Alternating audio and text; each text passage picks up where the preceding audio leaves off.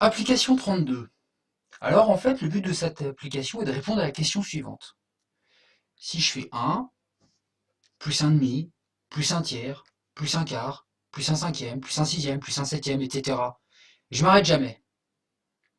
Et si j'additionne toutes ces valeurs jusqu'à l'infini, ça tend vers quoi?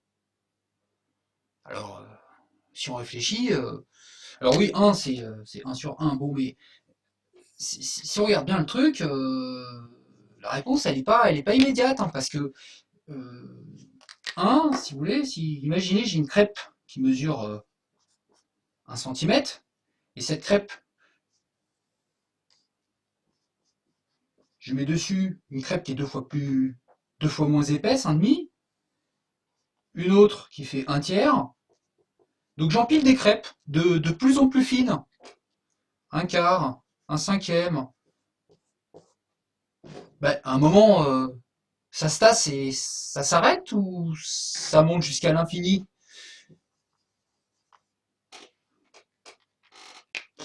Eh bien, on va montrer que ça monte jusqu'à l'infini. Et donc la réponse, on va montrer que cette expression-là est tend vers plus infini.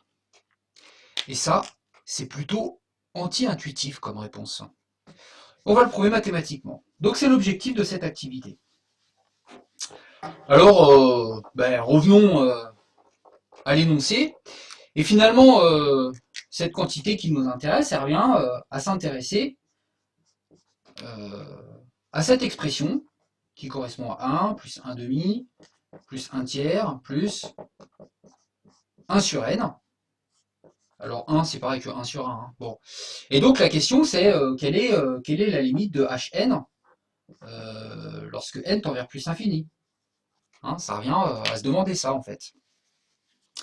Alors, intéressons-nous à la première question. Donc là, plusieurs questions qui vont nous amener à répondre cet objectif. Alors, on va commencer par montrer que la suite Hn, elle est croissante. Alors, c'est toujours pareil, hein, pour montrer qu'une suite est croissante, on s'intéresse à Hn plus 1 moins Hn, et puis on montre que c'est positif. Donc j'écris, c'est la somme de k allant de 1 jusqu'à n plus 1 des 1 sur k, moins la somme jusqu'à n des 1 sur k. Après, je désolidarise de ma somme le terme en n plus 1, tant et si bien que j'obtiens ça.